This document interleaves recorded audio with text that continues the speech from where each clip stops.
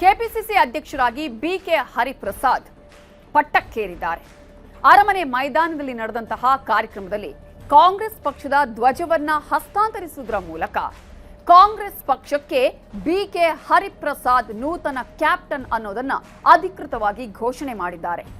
ಇನ್ನು ಮುಂದೆ DK BK ಯುಗ ಆರಂಭವಾಗಲಿದ್ದು ಹೊಸ ಕ್ಯಾಪ್ಟನ್ ಮುಂದಿರುವಂತಹ ಸವಾಲುಗಳು ಏನೇನು? ಇವತ್ತು ಕಾಂಗ್ರೆಸ್ ನಾಯಕರು ಬಿಜೆಪಿ ನಾಯಕರ ವಿರುದ್ಧ ಹರಿಹಾಯ್ದಿದ್ದು ಏಕೆ, ಹೇಗಿತ್ತು ಆ ಒಂದು ಕಾರ್ಯಕ್ರಮ ಅನ್ನುವ ಕಂಪ್ಲೀಟ್ ಡೀಟೇಲ್ಸ್ ಇಲ್ಲಿದೆ.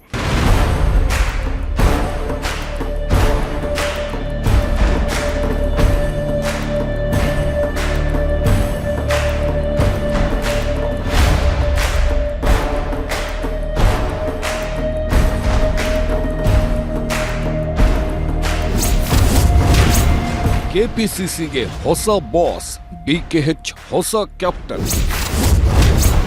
ಇನ್ನು ಮುಂದೆ ಶುರುವಾಗುತ್ತೆ ಡಿಕೆ ಬಿಕೆ ಹೊಸ ಯುಗ. ರಾಜ್ಯ ಕಾಂಗ್ರೆಸ್ನಲ್ಲಿ ಹೊಸ ಯುಗಾರಂಭವಾಗಿದೆ. ಕೆಪಿಸಿಸಿ ಅಧ್ಯಕ್ಷ ಸ್ಥಾನಕ್ಕೆ ಹೊಸ ಸಾರಥಿಯನ್ನ ಅಧಿಕೃತವಾಗಿ ನೇಮಿಸಲಾಗಿದೆ. ಪಕ್ಷದ ನಿಷ್ಠಾವಂತ ಸಿಪಾಯಿ, ಕಾಂಗ್ರೆಸ್ನ ಕಟ್ಟಾಳು, ಪಕ್ಷಕ್ಕಾಗಿ ದುಡಿದ ಕಾಯಕ ಯೋಗಿ, ಹೈಕಮಾಂಡ್ ಆದೇಶವನ್ನ ಶಿರಸಾವಹಿಸಿ ಪಾಲಿಸೋ ಪಕ್ಷನಿಷ್ಠ ಬಿಕೆ ಹರಿಪ್ರಸಾದ್ಗೆ ಕೆಪಿಸಿಸಿ ಪಟ್ಟ ಕಟ್ಟಲಾಗಿದೆ. ಭಾನುವಾರ ಅರಮನೆ ಮೈದಾನದಲ್ಲಿ ನಡೆದ ಅದ್ಧೂರಿ ಸಮಾರಂಭದಲ್ಲಿ ಹೈಕಮಾಂಡ್ ಹರಿಪ್ರಸಾದ್ಗೆ ರಾಜ್ಯ ಕಾಂಗ್ರೆಸ್ನ ಕ್ಯಾಪ್ಟನ್ಶಿಪ್ ನೀಡಿದೆ. ರಾಜ್ಯ ಸರ್ಕಾರದ ನಾಯಕನಾಗಿ ಡಿಕೆ, ಪಕ್ಷದ ನಾಯಕನಾಗಿ ಬಿಕೆ ಇರಲಿದ್ದು ಹೊಸ ಯುಗವೇ ಆರಂಭವಾಗಲಿದೆ. ಈ ಯುಗಾರಂಭದ ಕಾರ್ಯಕ್ರಮಕ್ಕೆ ಕಾಂಗ್ರೆಸ್ ಕೊಟ್ಟ ಹೆಸರು ಸಂಕಲ್ಪ ಸಮಾವೇಶ.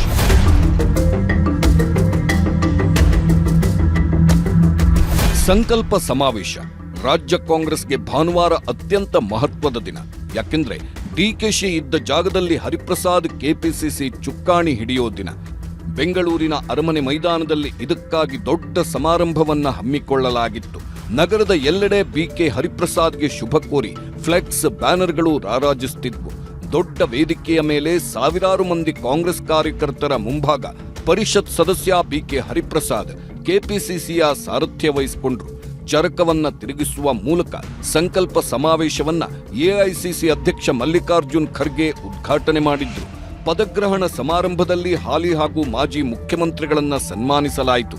ಈ ಕಾರ್ಯಕ್ರಮದಲ್ಲಿ ಎಐಸಿಸಿ ಪ್ರಧಾನ ಕಾರ್ಯದರ್ಶಿ ರಣದೀಪ್ ಸಿಂಗ್ ಸುರ್ಜೇವಾಲಾ, ಸಚಿವರು, ಶಾಸಕರು ಸೇರಿದಂತೆ ಹಲವರು ಕಾರ್ಯಕ್ರಮಗಳಲ್ಲಿ ಭಾಗವಹಿಸಿದ್ದರು.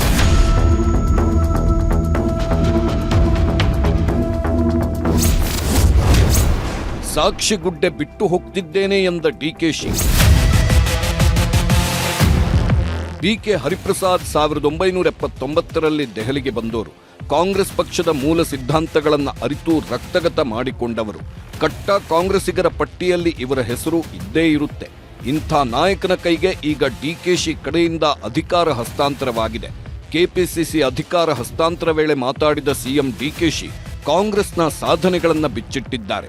ಇದರ ಜೊತೆಗೆ ನನ್ನ ಅಧಿಕಾರದ ಅವಧಿಯಲ್ಲಿ ಸಾಕಷ್ಟು ಸಾಧನೆ ಮಾಡಿದ್ದೇನೆ, ನಾನು ಸಾಕ್ಷಿಗಳ ಗುಡ್ಡೆಯನ್ನೇ ಬಿಟ್ಟು ಹೋಗ್ತಿದ್ದೇನೆ ಎಂದಿದ್ದಾರೆ ಡಿಕೆಶಿ. ನನ್ನ ಅಧಿಕಾರ ಅವಧಿಯಲ್ಲಿ ಏನು ಸಾಕ್ಷಿ ಗುಡ್ಡೆಯನ್ನ ಬಿಟ್ಟು ಹೋಗ್ತಾ ಇದ್ದೀನಿ ಅನ್ನೋ ಮಾತನ್ನ ಹೇಳಲಿಕ್ಕೆ ನನಗೆ ಬಹಳ ಸಂತೋಷ ಆಗ್ತದೆ. ಈ ಸಾಧನೆ ನನ್ನದಲ್ಲ ಅಂತ ಈಗ ಹೇಳ್ತಾ ಇದ್ದೀನಿ. ಈ ಸಾಧನೆ ನಿಮ್ಮೆಲ್ಲರಕ್ಕಿಂತ ಮಾತ್ರ ಸಾಧ್ಯ ಆಯಿತು. ಬೈದಿರ್ಬೋದು, ನೊಂದಿರ್ಬೋದು, ಜಗಳ ಆಡಿರ್ಬೋದು, ಮಾತಾಡದೇ ಇರ್ಬೋದು, ಆದ್ರೂ ಕೂಡ ಈ ರಾಜ್ಯದಲ್ಲಿ ಕಾಂಗ್ರೆಸ್ ಸರ್ಕಾರ ತರಬೇಕು ಅಂತೇಳಿ ಡಬಲ್ ಇಂಜಿನ್ ಸರ್ಕಾರಕ್ಕೆ ತಾವೆಲ್ಲ ಒಂದು ದೊಡ್ಡ ಶಕ್ತಿಯನ್ನ ನಮ್ಗೆಲ್ಲ ಕೂಡ ಕೊಟ್ರಿ.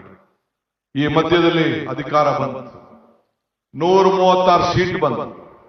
136 ಸೀಟ್ ಆದ್ಮೇಲೆ ಮತ್ತೆ ನಾವು ಮಹಾತ್ಮ ಗಾಂಧೀಜಿಯವರು ಅಧಿಕಾರಕ್ಕೆ ತೆಗೆದುಕೊಂಡು 100 ವರ್ಷದ ಸಂಭ್ರಮ ಬೆಳಗಾಮಲ್ಲಿ ನಾವು ಮಾಡ್ತೇವೆ. ಬಿಜೆಪಿ ವಿರುದ್ಧ ಗುಡುಗಿದ ಕೆಪಿಸಿಸಿ ಅಧ್ಯಕ್ಷ ಬಿಕೆಎಚ್. ಕೆಪಿಸಿಸಿ ಅಧ್ಯಕ್ಷರಾಗಿ ಪದಗ್ರಹಣ ಮಾಡಿದ ನಂತರ ಬಿಜೆಪಿ ವಿರುದ್ಧ ಬಿಕೆ ಹರಿಪ್ರಸಾದ್ ಹರಿಹಾಯ್ದಿದ್ದಾರೆ. ಸರ್ವ ಸಮಾಜಕ್ಕೂ ಅಧಿಕಾರ ಕೊಟ್ಟಿದ್ದು ಕಾಂಗ್ರೆಸ್ ಪಕ್ಷ. ಬಲಿಷ್ಠ ಭಾರತಕ್ಕಾಗಿ ಕಾಂಗ್ರೆಸ್ ಅನಿವಾರ್ಯವಾಗಿದೆ. ಆದರೆ ವಾಮಮಾರ್ಗದಲ್ಲಿ ಬಂದು ಬಿಜೆಪಿ ಅಧಿಕಾರ ದುರ್ಬಳಕೆ ಮಾಡಿಕೊಂಡಿದೆ. ಬ್ರಿಟಿಷರಂತೆ ಬಿಜೆಪಿಗರು ಕೂಡ ಮಾರಕವಾಗಿದ್ದಾರೆ. ಕಾಂಗ್ರೆಸ್ನಲ್ಲಿ ಧರ್ಮ, ಜಾತಿಗೆ ಅವಕಾಶವಿಲ್ಲ. ಆದರೆ ಬಿಜೆಪಿ ಧರ್ಮಾಧಾರಿತ ರಾಜಕಾರಣ ಮಾಡಿ ದೇಶದುದ್ದಕ್ಕೂ ದೊಂಬಿ ಎಬ್ಬಿಸೋದೇ ಕೆಲಸವಾಗಿದೆ ಅಂತ ಗುಡುಗಿದ್ರು. ಆರ್ಎಸ್ಎಸ್ನ ಒಂದು ಭಾರತೀಯ ಜನತಾ ಪಾರ್ಟಿ, ತ್ರಿವರ್ಣ ಧ್ವಜದ ವಿರುದ್ಧ ಇದ್ದಂಥವ್ರು, ಸಂವಿಧಾನದ ವಿರುದ್ಧ ಇದ್ದಂಥವ್ರು, ಸ್ವತಂತ್ರ ಹೋರಾಟದ ವಿರುದ್ಧ ಇದ್ದಂಥವ್ರು ಇವತ್ತು ಯಾವುದೋ ವಾಮ ಮಾರ್ಗದಿಂದ ಬಂದು ಅಧಿಕಾರವನ್ನ ಹಿಡಿದು ಸಂವಿಧಾನವನ್ನು ಸಹ ಮುಗಿಸ್ಲಿಕ್ಕೆ ಹೋಗ್ತಕ್ಕಂಥ ಕೆಲಸ ಮಾಡ್ತಾ ಇದ್ದಾರೆ. ಇದು ತಮ್ಮ ಸ್ವಾತಂತ್ರ್ಯವನ್ನ ಕಿತ್ಕೊಳ್ತಕ್ಕಂಥ ಕೆಲಸ ಯಾರು ಬ್ರಿಟಿಷ್ ಮಾಡ್ತಾ ಇದ್ದಾರೆ ಅದನ್ನು ಮಾಡ್ಲಿಕ್ಕೆ ಕೊಡ್ತಾ ಇದ್ದಾರೆ. ಈಗ ಕೆಪಿಸಿಸಿ ಅಧ್ಯಕ್ಷರಾಗಿ ಅಧಿಕಾರ ಸ್ವೀಕರಿಸಿರೋ ಬಿಕೆ ಹರಿಪ್ರಸಾದ್ಗೆ ಎಲ್ಲರೂ ಹಾರೈಸಿದ್ದಾರೆ. ರಾಜ್ಯ ಕಾಂಗ್ರೆಸ್ ಅನ್ನ ಹರಿಪ್ರಸಾದ್ ಮತ್ತಷ್ಟು ಬೆಳೆಸಲಿ ಅಂತ ಆಶಯ ವ್ಯಕ್ತಪಡಿಸಿದ್ದಾರೆ. ಆದರೆ ಇನ್ಮುಂದೆ ಹರಿಪ್ರಸಾದ್ ಮುಂದೆ ಅತಿದೊಡ್ಡ ಸವಾಲುಗಳ ರಾಶಿಯೇ ಇರಲಿದೆ. ರಾಜ್ಯದಲ್ಲಿ ಕಾಂಗ್ರೆಸ್ ಪಕ್ಷದ ಮೇಲೆ ಎಸ್ಐಆರ್ ದುಷ್ಪರಿಣಾಮ ತಡೆಯುವುದು, ಕಾಂಗ್ರೆಸ್ನ ಅಹಿಂದ ಮತಬ್ಯಾಂಕ್ ಅನ್ನ ಒಡೆಯದಂತೆ ಮತ್ತಷ್ಟು ಗಟ್ಟಿಗೊಳಿಸುವುದು, ದಾವಣಗೆರೆ ಬೈ ಎಲೆಕ್ಷನ್ ನಂತರದ ವಿಚಾರಗಳಿಂದ ಅಸಮಾಧಾನಗೊಂಡಿರುವ ಮುಸ್ಲಿಂ ಸಮುದಾಯವನ್ನ ಕಾಂಗ್ರೆಸ್ನಲ್ಲೇ ಹಿಡಿದಿಟ್ಟುಕೊಳ್ಳುವುದು, ಆಡಳಿತ ನಡೆಸುತ್ತಿರುವ ಸರ್ಕಾರ ಹಾಗೂ ಪಕ್ಷದ ಸಂಘಟನೆಯ ನಡುವೆ ಸಮನ್ವಯತೆಯ ಸೇತುವೆಯಾಗುವುದು, ಸಚಿವ ಸ್ಥಾನ ಸಿಗದೆ ಅತೃಪ್ತರಾಗಿರುವ ಹಿರಿಯ ನಾಯಕರನ್ನ ಸಮಾಧಾನಪಡಿಸುವ ಕಠಿಣ ಟಾಸ್ಕ್, ಪಕ್ಷದಲ್ಲಿರುವ ಸಿದ್ದರಾಮಯ್ಯ ಹಾಗೂ ಡಿಕೆ ಶಿವಕುಮಾರ್ ಬಣಗಳನ್ನ ಅತ್ಯಂತ ನಾಜೂಕಾಗಿ ಬ್ಯಾಲೆನ್ಸ್ ಮಾಡುವುದು, 2028ರಲ್ಲಿ ಕಾಂಗ್ರೆಸ್ ಅನ್ನ ಮತ್ತೆ ಅಧಿಕಾರಕ್ಕೆ ತರೋದು ಹರಿಪ್ರಸಾದ್ಗೆ ಇರೋ ಸವಾಲು.